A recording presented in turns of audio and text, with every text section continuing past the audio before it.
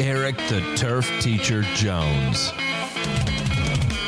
Oh, yeah! Teaching you life lessons, business strategies, and leadership. Let's grow together. Turf Talk Radio, your industry, your station.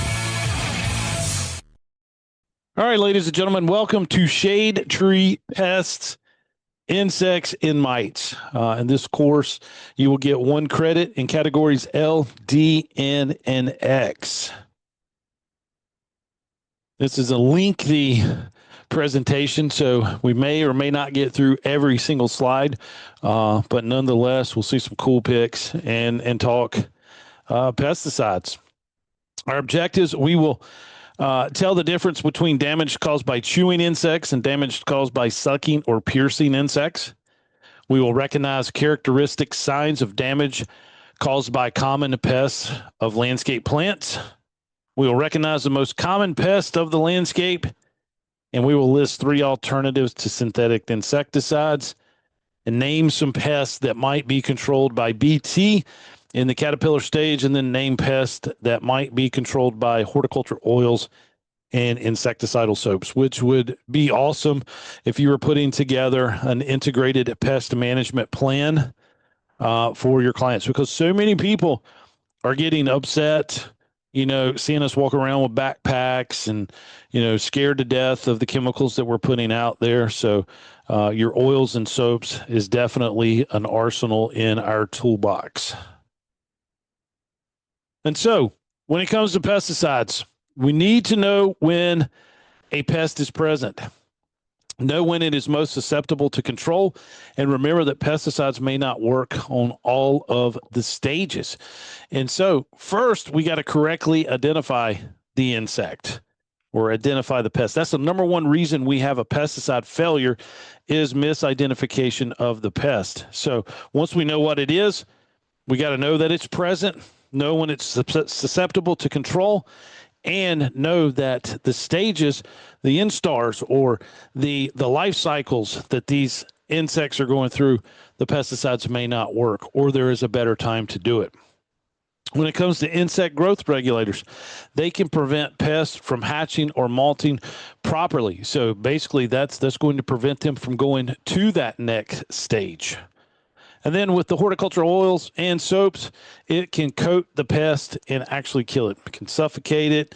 It's, kind of a nasty way to go. But again, it is considered a pesticide, because it's used, anything that's used to kill a living organism is considered a pesticide. So if we are spraying the oils and soaps, they are pesticides. But again, when you tell somebody that you're using a horticultural oil or that you're using an insecticidal soap, they're not going to be as, hesitant to have you spray that or use that on their property. With chewing insects, azalea caterpillar. And I should have some pictures up here. I don't, but we're just kind of talking about each one of them. But the azalea caterpillar will feed on azaleas, destroy them. They will molt into purple striped caterpillars, can lay up to 100 eggs in masses, and usually completely defoliate one stem or an area. BT should give adequate control on the young caterpillars. With Jap beetles, they attack the foliage and defoliate plants, copper and green in color, and they do prefer damp soils. When you see them, sometimes the best thing to do is to literally hand pick them and squash them. We've done that many a times in rose gardens and stuff, so we don't have to spray as much. But it's a matter of doing that. But the best way to get them guys is to control them before they actually come up out of the ground. Eastern tent caterpillar. That's a brown reddish with 2 pale lines on each wing. They lay eggs in masses, can completely defoliate small trees. Again, controlled with BT. Fall webworms, spins webbing over the leaves at the tips of branches and feeds within the web. Small trees can become entirely webbed, but controlled by BT. Again, that's a good tool for us to have. Bagworms cause excessive defoliation and may kill arborvitae and Leland cypress within 1 to 2 seasons. Removed by hand or BT can control the worms. With wood-boring insects, your southern pine beetle, they transmit a blue stain fungus that blocks water transport. It kills the tree and degrades lumber and can kill up to several hundred acres of pine. Cut out the infected trees and protect healthy trees with insecticides. So you'll see that that blue color on it. With the Asia ambrosa beetle, the bores into the sap and heartwood of the trees and shrubs. Large numbers can kill branches and trees. Do not overwater the trees, and then contact local extension office for control methods in your area. So they would want to know that this little guy has showed up in your forest so that they can help with it. With our sucking pests, aphids, probably one of the coolest little creatures around. Nasty guys though, but they suck the phloem from herbaceous plant stems and leaves. They can distort future growth. They excrete this honeydew everywhere that attracts other insects and can cause sooty mold to grow. It's also going to attract ants. Ants are going to protect these aphids with their life because they want that honeydew. And that honeydew does, mess up cars, if they're parked underneath these trees. They are destroying crepe myrtles with that sooty mold all over them. People are getting upset. It's caused, these aphids are going to come in when you cut the crepe myrtles back because they want that herbaceous flush of growth that happens in the spring. That way they can get in there and suck that phloem out. And so they're producing that honeydew. It drips. It's all over the branches and stems of the crepe myrtle, and then you have ants all over the place from it. So when we learn to leave our crepe myrtles alone, we can actually help reduce our aphid population. Armored scales, leaves develop yellow spots where the scales feed and can cause heavily infested leaves to drop, and they are susceptible to the horticultural oils. So go in and actually use that. With spider mites, they pierce the plant and they suck the phloem of the plant. And so basically our phloem, you have phloem and xylem within the plant. Xylem's carrying water throughout the plants. Phloem's going to carry food and water. So they're actually, it's like a blood vessel. Like I always kind of teach it as, hey, we got arteries in our body. We've got veins and we've got arteries. Our blood is carrying oxygen. So phloem is carrying food and water for the plant. And so they're in there sucking out these veins and is eventually going to kill the plants. But heavily infested plants can become yellow, die, and then the mites may completely web over the plants. They do most of their damage during hot, dry weather and are controlled by natural pests and horticultural oils. With gall makers, boxwood leaf miners, heavily infested boxwood will drop their leaves prematurely and become unsightly. They have few predators, and you need to apply a synthetic pesticide to the soil in late winter for best miner control. And so now we're going to kind of jump into the weeds of our trees that we're going to see. Objectives: describe cultural control practices for ornamentals that will reduce weed problems. Describe the ways that weed plants and seeds are introduced to plant beds. Explain precautions to take when using herbicides in ornamental beds. And then explain the difference between selective and non-selective herbicides. So with management, a successful management program involves 3 steps. Understanding weeds and their life cycle, again, goes back to properly identifying it. We would prepare the site by eliminating perennial weeds and sedges before planting. So go in, if it's a new landscape, you're creating a bed for a homeowner. Yes, that's going to be easy to do. Commercial sites where we're in and we're out, it may be a little harder to control those weeds before we actually plant, because when we go to the job site, we're planting, we get done, we travel to the next one. So it's a little different on commercial sites. However, with a lot of the new specifications that I'm seeing on commercial landscape jobs, soil remediation is a big thing. So you're excavating out a lot of native soil and bringing in engineered soil, especially when it comes to trees. But we can use a combination of methods to maintain the site. Again, when you plant, if there's a chance to put down a pre-emergent with it, definitely within the mulch. Before you mulch, put down a pre-emergent. Keep those seeds from actually germinating and popping through. But really the best way is chemically. I don't like plastic or fabric down in shrub beds. It just makes it harder if the customer ever wants to replant or do anything else in the future. With site prep, detecting perennial weeds and controlling them before planting. Perennial weed control is difficult and costly once planting bed is established. Well, you're just going to have to spray, and it's more labor intensive probably than chemical, depending on how big the site is. Consider soil fumigation if site is heavily infested with perennial broadleafs or sedges. Yes, I have seen that done in a commercial landscape. I could see it done in a very extensive residential landscape, but again, you're excavating a lot of the soil out and bringing in engineered on new construction sites. And supposedly, they're tested, and you're not having as much weeds within that new soil. Fumigation is costly. Farmers do it, but again, they're producing a yield, and they basically have to do it. I just don't see many landscapes actually having it done, unless the site is just terrible with the weeds, because you're going to spend the money. With the fumigation, they're applied as a gas, solid or liquid, and they kill most organisms living in the soil. They are highly toxic. We do use them here at the farm. We're putting down Talon underneath our plastic, which is helping, with the strawberries with their disease, and it's also got some weed control in it. But that is the only pesticide we ever use. It goes down with the plastic, and then we wait 2 weeks before we actually plant the berries. So they're not even in contact with it. Soil should be cultivated 6 to 8 inches and 7 to 10 days before treatment, and again immediately after. Fall's the best time to fumigate because soils are warm and it's easier to maintain proper moisture.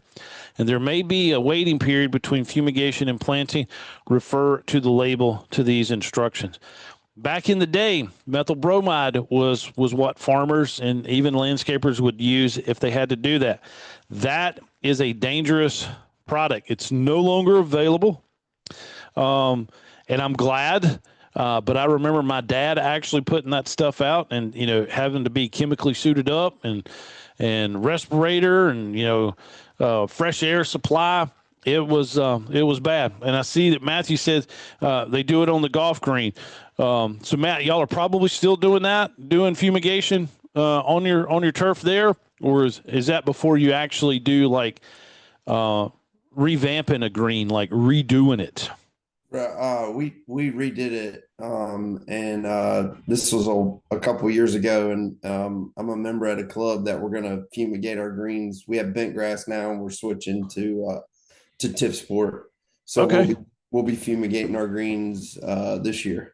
Okay. Or this coming year. Yeah. So you're going to fumigate them before you switch out the turf. Yeah. So correct. basically, just kill everything.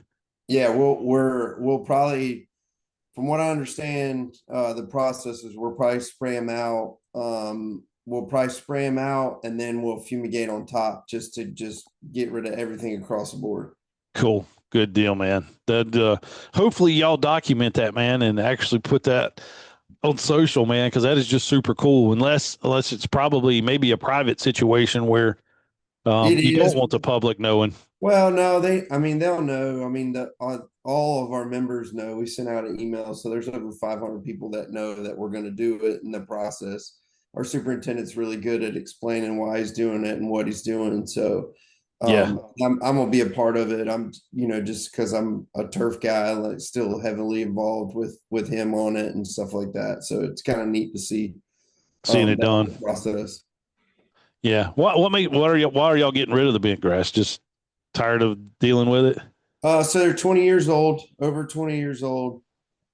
And this summer was extremely tough just because of all the rain. And then if we wouldn't have had an abnormally cool August, we'd have probably lost all of our greens.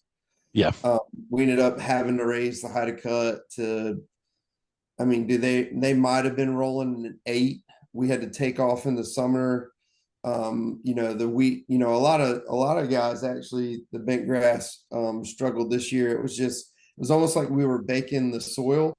The soil was so wet where we were baking the roots. The soil was so wet, regardless of the profile, and it was just 9 million degrees. And we were actually really lucky. We didn't see as much pythium as we should have seen, considering all like the elements that were out there, all the rain and just baking. It was more or less like we were just roasting roots. And we lost a decent amount of turf. It just got really, really thin. Yeah. And after that, it kind of we're a pretty heavily played club. So, we're trying to pump out rounds in the middle of the summer and can't do it. And so that was tough. And so that's kind of what made us decide to change it, just because of play and how bad they got beat up. I mean, they're perfect right now. They're rolling a 13, firm, fast, green, beautiful. But who's to say next year doesn't do the same? Yeah. Yeah. Where are y'all located? Fuquay. Okay, cool. Good deal, man. Well, man, appreciate that. That's it's always interesting, man, to hear that stuff. And I love watching golf courses switch that stuff out. But you drive by and you see all the fans running during the hot summer. You know what grass they got, don't you? So yeah. But we'll appreciate the input, man. Awesome. All right. So with your site maintenance, apply a 2 to 4 inch layer of mulch to suppress weeds. This will deprive them of sunlight. It will. Just make sure you're not covering up like on the trees, that you're keeping that root flare exposed. When mulches are too fine, thick, or begin to decompose, they stay wet between rains and can aid in actually weed germination. And then consider using landscape fabric. Again, I don't like it. I just don't. The only time we would ever use it is if we're putting down like rock for mulch, and it's just a big, like a parking lot bed that's got a maple tree in it, and they won't rock for it. We would probably put plastic or a fabric down just for that. But don't use actual black plastic. It's actually a landscape fabric. And then weeds should be removed when they are young. But some of these weeds, you can visit a site, especially this past summer with the rain that we've had. It was just the perfect conditions for weeds to pop up in every shrub bed. You don't see it when you're there doing site maintenance, and then you come back the following week to mow and do your normal maintenance, and the weeds could be 6 to 8 inches tall, if not taller. With herbicides, the use of them alone will not result in a high quality and weed-free landscape. Non-selective herbicides can damage desirable plants if spray touches its foliage or bark. Contact herbicides will kill plants quickly once it's been applied to the foliage. And systemic herbicides move within the plant and kills weeds over a period of few days to a few weeks. Pre-emergent and post-emergent, you guys know this. Pre-emergent, the base of a weed control program, used primarily to control annual grasses and broadleaf weeds, controls weeds for 2 to 4 months, apply before weeds have germinated. I love, especially on commercial sites, to put down, something like Snapshot or Preen. You want that chemical down, and trust me, it does help, but it's not going to prevent all of it. You're still going to have to go back and use post-emergent. And they have little residual soil activity, but used to control perennial grasses and broadleaf weeds that cannot be controlled by the pre-emergent herbs, and applied after weeds have germinated. Problem is, though, your customers are not going to want to see weeds popping up. And it's, March through, the springtime, when these guys are popping and hopping, you're going to have an active spray program, especially we've had the rain. And it was just the worst I'd ever seen this past year with our commercial sites. Sand spur. So we're just going to look at some samples of weeds that we can see. Sand spur germinates in the spring, grows in the summer, early fall, and dies with the first heavy frost. More of a problem in sandy soils. Pull by hand in small areas. Apply mulch to suppress the germination, and you can use some pre-emergent herbicides. Bermuda grass, creeping perennial. I'm here in the cool season turf zone. 99% of our customers are tall fescue. We do have a few that have zoysia and Bermuda, but primarily we are tall fescue, and we love Bermuda grass. I mean, it's just, if you play sports, watch football, baseball, you love Bermuda grass, but this can be a problem, like it is here in bluegrass. It's a problem for your fescue lawns. You got a neighbor beside you, because we're in that transition zone. You do have that individual that has the Bermuda grass, and if there's no separation or any delineation of that turf, it's going to creep in and be a problem for the tall fescues. Goes dormant in the winter, grows from rhizomes in the spring. Landscape fabrics and mulch can help suppress it, but not too much. This stuff's just going to pop up. Hand pulling is not effective. It's just going to break off, and you still got those rhizomes in the ground. And then selective grass herbicides can be used to help control it in plant beds. Even Roundup would do it and kill it. But in your turf grass, you're not going to be able to spray a non-selective. You would have to go to that selective, and it's very, very costly to do. With Carolina geranium, stems are hairy and reddish, but you see this stuff all the time. It seems like it can come up in the smallest crack in the sidewalk. But leaves are round and deeply lobed and have long petioles. Apply mulch to smother the seedlings, and that does work. I've seen, if you cover this stuff up, it will almost choke it out. Large plants can be pulled by hand, and herbicides are still most effective on the small plants. But sometimes you got to get your little weeder out and actually dig it out.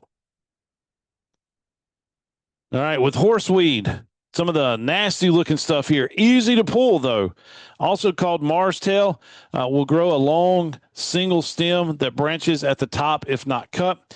Can grow up to 6 feet. Small infestations, again, pull it by hand. Larger weeds can be treated with some herbicides. But again, very easy to pull, and just a nasty looking little weed here. Bull thistle, coarse and spiny, grows in a flat rosette with a taproot. Branches are hairy and prickly. Flowers June through October and disperses seeds similar to a dandelion. Crazy enough, I look at that and I'm like, all right, I see that dark green with that little purplish tint. Not a bad looking little plant, but again, this stuff can become a nuisance and a problem if not gotten under control. You're going to have to dig it out. You're not going to reach down and just pull it out of the ground. You'll have to get, a shovel or one of those weeders and loosen it and pull that taproot completely out. Wood sorrel, small, bushy, yellow-green plants. Stems are slender and roots at nodes. Seed pods break open when dry, and they can throw seeds as far as 6 feet. So it's going to make sure it's spreading. You'll need to hoe or pull it from your plant beds. Dock, common name for about 20 species of weeds. Broadleaf and curly dock are the most common. It is a low, bunchy, and flat-topped leaf. You can spot treatment of contact herbicides are preferred, and then hand pulling usually breaks off at the taproot. Again, yeah, it's going to be hard to pull that stuff out. Good old poison ivy, common in woods, fields, and landscapes. Climbs trees using hairy aerial roots along the stem. Has 3 shiny green leaves. Produces fruit that are eaten by birds and spread to landscapes. Also spreads with rhizomes. You need to cut the vines and spray with a herbicide. So now we'll look at some of the diseases that we see in the landscape. Name the 4 types of pathogens that cause the majority of plant disease. Explain the difference between a protectant and systemic fungicide. Define fungicide resistance and explain how to slow the development of resistance, and then know the general symptoms associated with common foliar and root disease. When it comes to disease management, prevention is the most important method of disease management, and a lot of that can be controlled by the landscape manager. Allowing airflow through the landscape, not letting the plants sit in water, limbing up trees, allowing sunlight, corrective pruning methods. So many people want to get out the hedge clippers and make everything look like a basketball. Well, all that's going to do is create that 1 inch of tight super growth on the outer edge, and no light or air is going to get down into your plants. And next thing you know, it starts dying within. So corrective pruning, going back and doing massive work, pruning work will actually help alleviate that. And then allow your trees to be limbed up. You want that airflow and sunlight to hit your plants. By the time symptoms appear or become severe, it's really too late to provide effective control. With careful cultural management, most landscape plants can be grown using little to no pesticides. Again, that's something you have to talk with your client. We're going to be here. We're going to make that decision. I have to have full control. I don't want my landscape customers telling me how to take care of their landscape. We're the experts. So if something needs to be pruned, if something needs to be limbed up, if something's getting too wet, we need to be able to take care of that immediately. And again, this is a conversation to have with them, especially if they don't like pesticides being put on their property. And then many factors can cause plant problems with symptoms that resemble those caused by plant pathogens. With our disease management, symptoms caused by overwatering, deficiencies, pesticide toxicity, air pollution, improper plant selection are often blamed on insects, mites, or plant pathogens. And again, improper plant selection. A lot of these properties have their own little microclimates. And so if a plant prefers full sun and it's planted in the shade, you're going to have a plant that starts to deteriorate. It's not happy. And if it's not getting what it's need and starts to decline, then it's going to be susceptible to these pathogens or insects that carry the pathogen. And next thing you know, it is totally, it's infected. It is disease covered. So planting where it needs to be planted, understanding the plant requirements, and a lot of designers will make that mistake. They're going to put plants where they shouldn't be. Again, because they probably hasn't visited the site, or they don't understand the microclimates that you can find on different properties. But diseases can only occur with the presence of the pathogen itself, a susceptible host. That means a plant that's not healthy. It's a weak plant. And a lot of times just purchasing them at the nursery, you could buy a susceptible plant that's not been taken care of properly in the nursery. And that's why a lot of landscape architects now want to visit the nurseries or approve of a nursery to have in their designs, because they know they're buying good, healthy plants. And then favorable environmental conditions. Again, those little microclimates, whether it's just being in the shade, or it's full sun, and then the sun's hitting the brick and it's actually cooking the plant. Like, all kinds of things can happen. Then people think they need to water. They typically overwater instead of giving the plant exactly what it needs. So, types of pathogens. Fungi, responsible for most plant disease, causes leaf spots, wilts, dieback, root rots, cankers. Most need a microscope to see. Powdery mildew and rust are visible without magnification, and then fungicides are applied for control of some of these fungal disease. Bacteria, they're one-celled, causes shoot blights, leaf spots, soft roots, and galls. Once symptoms are seen, the damage is done, and it's difficult to stop disease development. Bactericides are used to control some of them. With viruses, too small to be seen even with the microscope, causes stunting, discoloration of leaves and flowers, malformation of plant tissue, usually introduced to a landscape through other infected plants. Aphids, leafhoppers, and thrips can spread many of the common plant viruses. No pesticides available for virus control. It's kind of the same way with like humans. Like we get a virus, sometimes we just have to fight it off. And then some insecticides control insects that would transmit the virus. So it gets the virus, it's pretty much done for. Plant parasitic nematodes, microscopic roundworms. They attack our roots, shoots, or the leaves, can cause root galls, stubby roots, low vigor, discoloration, or decline of infected plants. And then foliar nematodes cause a discoloration of leaf tissue and infested leaves will drop off. With our protectant fungicides, most pesticides applied to ornamentals are fungicides used to control fungal diseases. Bactericides used to control the bacterial diseases, and some are used to specifically treat one disease, while others are broad spectrum and treat a variety of pathogens. Most fungicides are protectants, protecting a plant from a pathogen for a specific period of time. They will prevent a pathogen from entering the plant once it's on the plant's surface. Now, basically, though, if you've got a fast-growing plant, it's only going to protect what was actually touched, sprayed. It's protecting what was covered.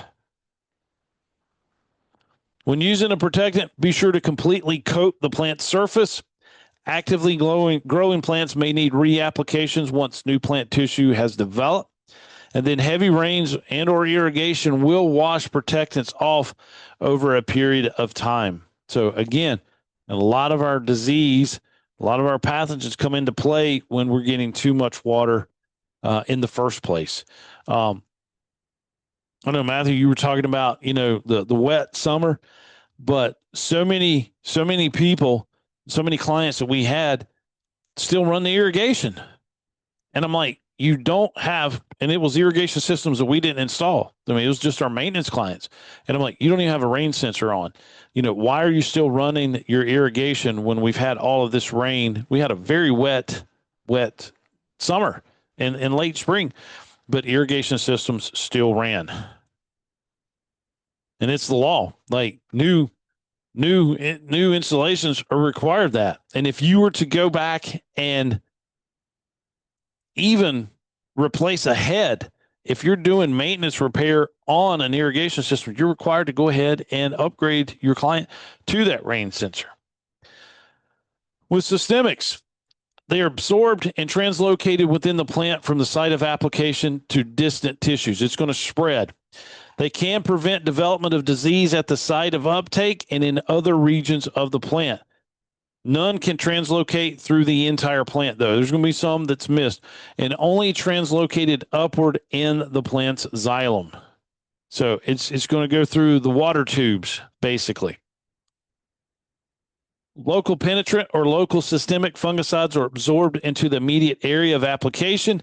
They have a longer residual activity than protectants, and they protect the plant tissues such as crowns, roots, and newly formed tissues. With fungicide resistance, the mode of action is how the fungicide or bactericide controls the plant pathogen.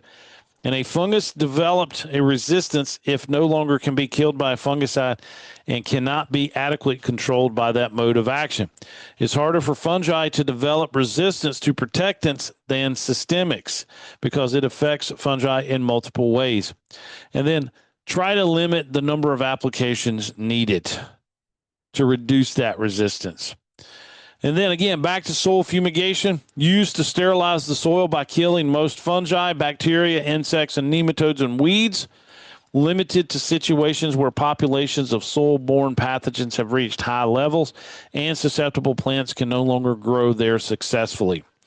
Applied as a gas or liquid and is injected into the soil, immediately covered with plastic or granulars that are incorporated into the soil, followed by irrigation and covered with plastic. Now, here's a good picture of it. And basically, about this width is exactly what we would use for strawberries. We use a black plastic, though, versus white. And then we have walk-in room in between each row, and then we're double planting the row. So it's probably a little bit smaller there. I can't really tell how big, but that's typical, size of our plastic layer. But these fumigants, highly toxic to humans. Again, back in the days of methyl bromide, you had to wear self-contained breathing apparatus. It was required. And if you breathed it in, good luck. We'll see you in the afterlife because it's going to kill you. And you had to have two people that were suited up, because if somebody was on the tractor with the plastic layer, applying the methyl bromide underneath it, if there was an exposure, it's too bad for the applicator. The main concern was for having that secondary person was to go and stop the actual exposure, turn the machine off. You don't want it to affect anybody else. But fumigants are restricted use pesticides, so you're going to have to be a licensed applicator to do it, and cannot be applied where plants are growing, and usually limited to large landscapes that are replanted every year, or their high-value ornamentals are being grown. So, and again, a lot of your vegetable growers that are using plasticulture, they're doing the same thing as we are at the strawberry farm. Leaf spots caused by pathogens, environmental conditions, cultural practices, and even insects. They are circular or irregular lesions on the leaves. They're usually brown, yellow, or a reddish color, usually show up on older leaves in warm and humid weather, and then can be caused by bacteria or fungi. Scabs causes defoliation and blemishes on fruit. It is a dull olive green growth on apples and crab apples. Leaves may turn yellow or reddish and drop prematurely. Infected fruits have circular rough spots on the surface, so you can see here in picture A. And then fungus overwinters on infected plant material, and spores are splashed onto new plant material by rain the next season. With root rots, symptoms can be seen on roots and usually through other parts of the plant. Root rot causing fungi are already present within the soil. The root rot kills the roots and root crown of infected plants. Avoid overwatering in poor drained areas. Infected wood may die at the base of the plant, and leaves may wilt, and plant may die suddenly. So, again, overwatering. How many times do we hear that overwatering is a major problem when it comes to disease? People just want to, and especially if you put in an irrigation system, they spend that money on it, and they want to come home at the end of the day and they want to run their irrigation system. That's why I don't like the Wi-Fi controllers and where you can control it from your phone, because you got your dude that comes home and he wants to sit on the back deck, grill out, and he wants to see those sprinklers run. No, it needs to be just your old traditional irrigation controller, locked somewhere out of sight, out of mind, so that they don't go messing with it. Nematodes. Infestations should be considered whenever a plant species shows a general decline, stunting, or yellowing and bronzing of the foliage. Root rot and poor cultural care causes similar symptoms. Need to do a soil sample to verify it. And then weakened plants from nematode damage will be susceptible to other pests. Of course, you're having that weakened plant, and so it's like it's going to be attacked by everything. Foliar nematodes cause areas of discolored tissue between major leaf veins and becomes brown with age and will drop the leaves. With powdery mildew, most ornamental plants are susceptible to it. First signs are patches of white, powdery-looking fungal colonies on the leaf surface and stems. favored by cool nights and high humidity. Welcome to North Carolina. Free water on leaf surfaces will minimize the disease, and infected leaves become puckered and distorted, and new growth is deformed, and buds do not open up properly. With blights, fire blight commonly affects roses, apples, pears, hawthorn, and cotoneaster. And you've seen what's happened to my favorite Indian hawthorn plant. They ain't going to make a comeback. We'll probably never see anything take care of them. They'll just vanish completely from nurseries. Sudden wilting or browning of shoots, blossoms, or fruit. Shoots appear scorched and dead leaves remain attached to the twigs. Cankers may form on branches and twigs and then overwinters in plant tissue and is spread by insects, rain, and pruning tools. So many times this happens from site to site because we don't disinfect our pruners.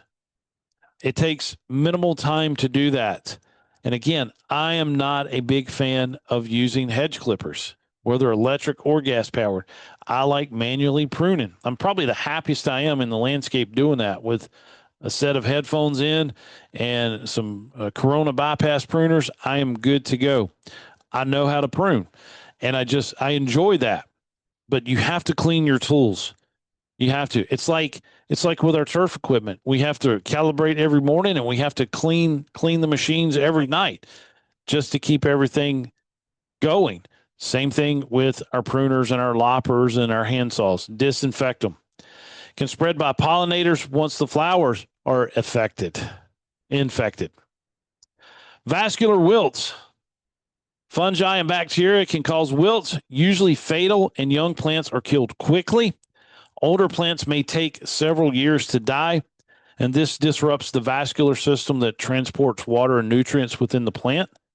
Tissue turns brown and becomes clogged, and then needles or leaves begin to fade, turn yellow or brown, and wilt.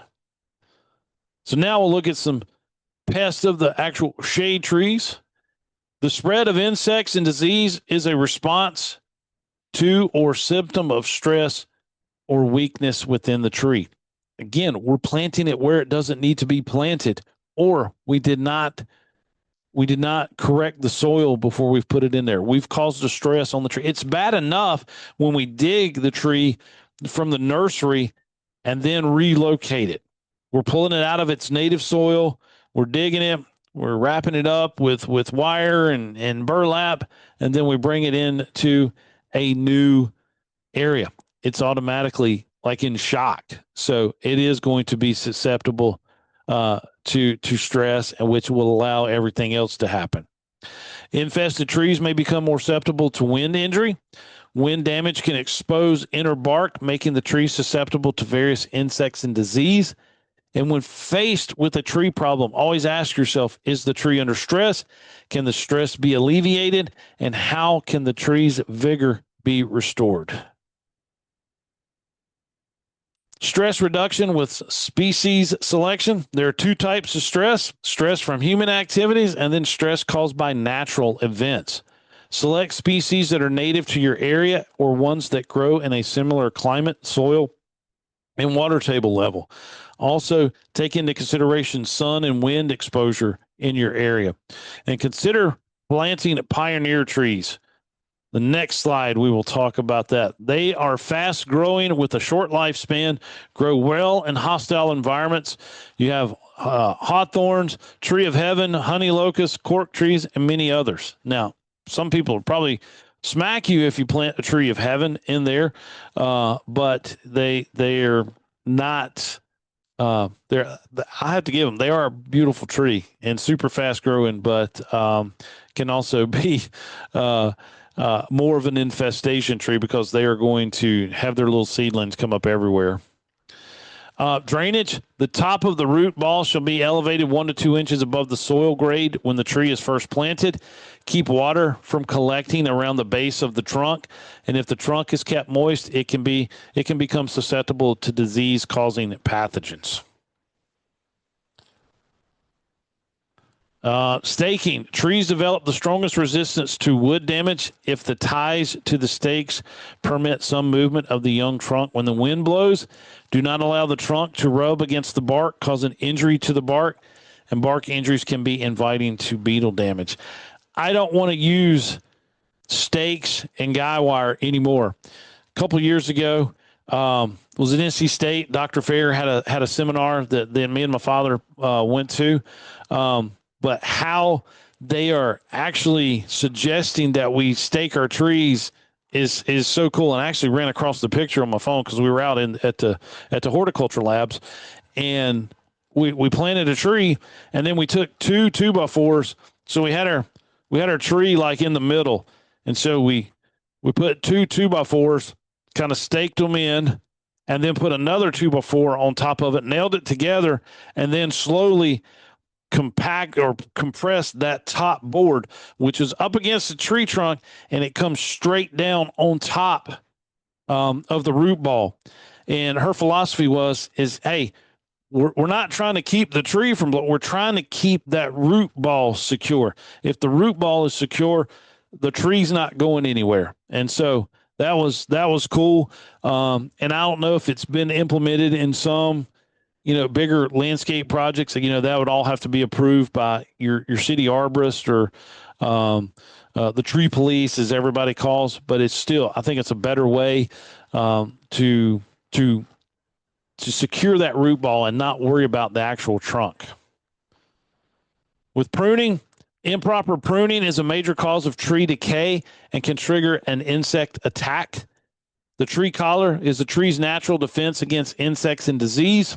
And so the collar forms a chemical barrier that wall off decay organisms. When a tree branch is pruned flush to the trunk, the collar is removed and the tree becomes more susceptible to disease organisms. So, and you got to do that 3-cut method. Get the weight cut off, then come back and cut a little more, and then leave that collar on it. Flush against it is it'll damage it more than you can ever recover. Soil aeration. Roots need small, empty spaces within the soil where they can release carbon dioxide and obtain oxygen, and a mulch of organic material should be placed over areas within the drip line where human traffic passes through. Weed control. Trees can be harmed by herbicides applied to the lawn and ground nearby. They can volatilize in warm temperatures and rise to damage tree leaves. Use organic mulches for alternative pest control around the shade tree base, and control weeds through proper lawn care, aeration, proper mowing height and frequency, and then proper cultivar selection, deep and frequent irrigation, and the use of slow-release fertilizers. And don't top your trees. Planting the crepe myrtles, springtime, new job, or even in the fall, landscape job, you cut these trees back, and then you're adding fertilize. Our aphids are going to come in with that new flush of growth, and then we're putting out our fertilization, and it's just creating a more desirable place for all these aphids. The overuse of nitrogen fertilizer can encourage the growth of aphid and scale populations. Again, slow release. Use them, and if planting beneath the tree, be sure the plant's fertilizer needs do not interfere with the well-being of the shade tree. Protection against road salt. Salt can burn trees during spring thaws. Leach the salt from infected areas in early spring. Avoid placing and remove snow near the tree root zones, and use sand or sawdust as a salt alternative. Protection against natural stressors. Unusual cold, periods of extreme dryness and heat, and successive years attack by non-native insects can reduce the tree vigor. Young trees can be wrapped to protect extreme cold weather. Trees will benefit from deep irrigation during extreme dry times. And then whitewashing the bark of young trees help prevent sunburn, which also invites insects and disease, though. Understanding the natural cycles of pest abundance. Year-to-year changes in the weather and the abundance of predators, parasitoids, and pathogens that feed upon these pests have a significant impact on pest population changes.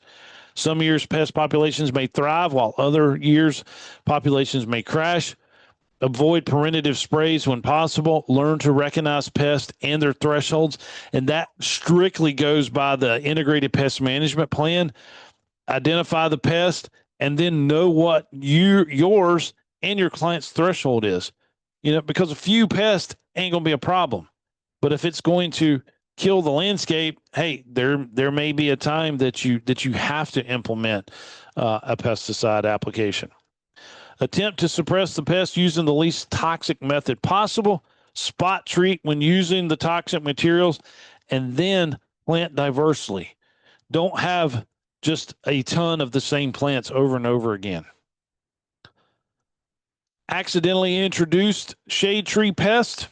Plant insects and pathogens that are introduced have the ability to become invasive due to the lack of suppression from competing plants and often the lack of predators and pests that affect these pests. Imported pests can be monitored and sometimes controlled, but usually will never be eradicated. All efforts must be made to keep these pests from becoming invasive. Biological controls. For accidentally introduced pests, search for natural enemies for the pest where the pest originated from. The use of a pest's natural enemies is the most important, cost-effective, and underfunded effort for suppression of exotic pests. And the most serious shade tree pests. Most pest problems occur in response to improper species selection or tree management, environmental stress, or human activities. And very little can be done to control the exotic pests. Sapsuckers, mites triggered by pesticide use against other pests may be a symptom of lack of water or other stressors. Aphids, again, may be a symptom of excess nitrogen fertilization and can be attached to overly pruned plants. Pesticides used to kill these aphids and natural predators may cause an infestation. And with scales, they can be triggers by pesticides used against other pests, excess nitrogen, or by environmental stressors and prune out severely infested limbs. With your leaf chewers, you got your caterpillars, beetles, bark beetles, and trunk borers that are going to give them problems.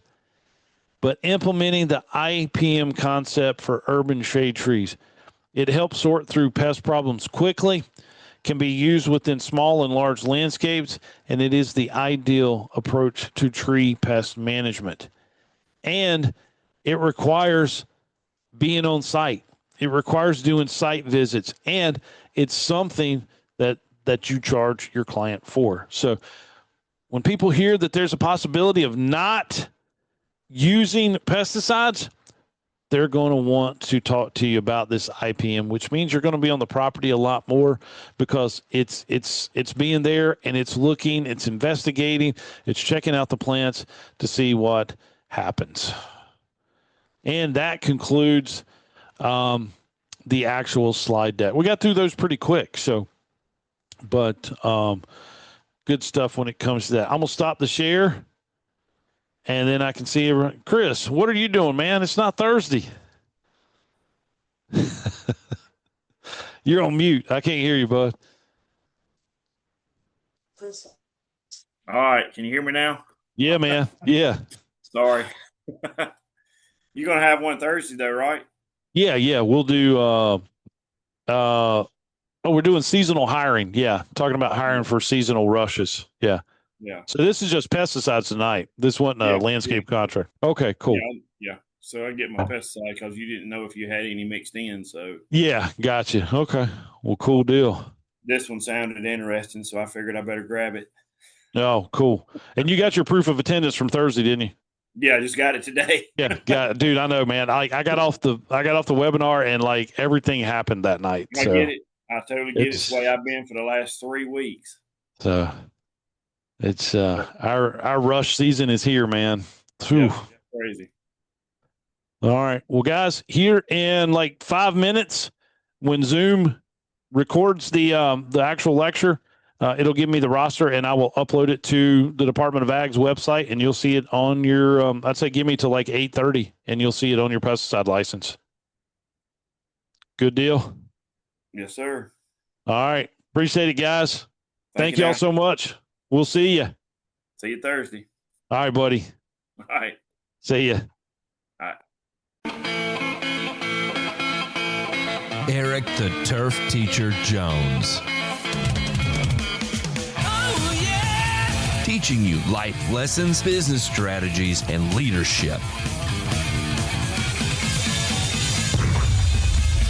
Let's grow together. Turf Talk Radio, your industry, your station.